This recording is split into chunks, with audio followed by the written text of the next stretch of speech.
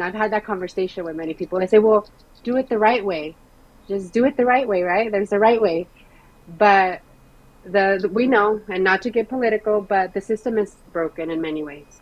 I immigrated. Well, my dad brought us in when he got delayed amnesty through Ronald Reagan. So he got, he was able to, he got that work permit. Things were starting to get a little, crazy. 1990 wasn't too bad as now in Mexico, but he said, you know what, let's just go. My mom said, we don't want to have that split home where mom, typically the mom and the kids stay in Mexico and then eventually they come.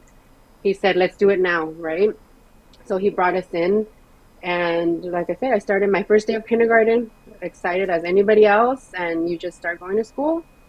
And, you're waiting for that. You're waiting for your turn. And sadly, my dad passed away when I was 6 years old.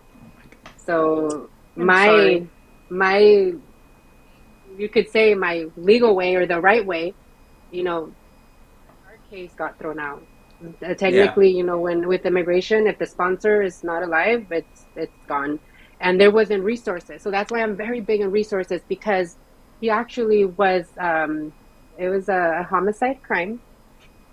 So with that, now there's resources that I could advocate. I could, if someone comes to me and says, "Hey, your same situation," I could guide him exactly, give him the resources that my mother and I didn't have.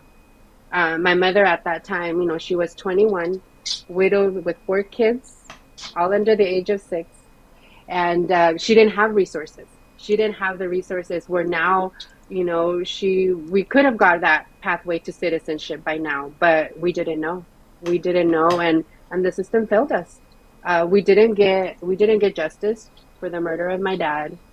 We didn't get, at that time, we didn't get any protection. We didn't get any protection because we were in the same situation like now. There was raids, there was all this stuff, misinformation. And, to the best of her knowledge, she was able to get some stuff to help us.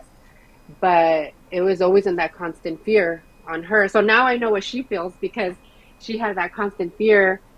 I didn't know, because I was oblivious to, I didn't know. I thought we had the same paper as my siblings, but it's hard being the only one that didn't have. I was the only one not born here, and then because there's 8 siblings, they were all born here, and so you're growing up and you're like, what's going on? All of a sudden it hit when you're like, when I was 14, I'm like, wait, what? What's going on? Why can't I get a summer job?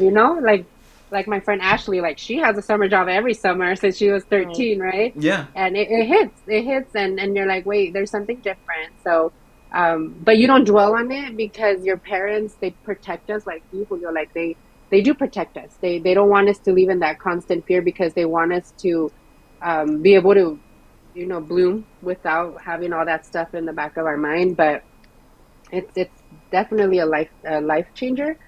It does make you value. I think that's one thing for me. I was able to tell my kids, I have a 21-year-old and a 15-year-old. And it's just, I let them know that there is such thing as privilege. There is privilege.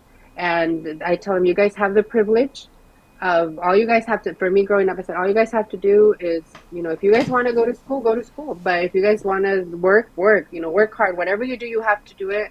And you guys don't have to worry about, if you guys don't qualify for something, or, you guys could just work hard on whatever you want to do. But it is a game changer, because then they start asking you questions like, wait, what do you mean? Because I was 26 when I got my Daca. So it was pretty much most of my life, I didn't have anything. So it was always that, well, why doesn't mom stay in the same job for, more than a year? Well, something happened, let me tell you. So that's right.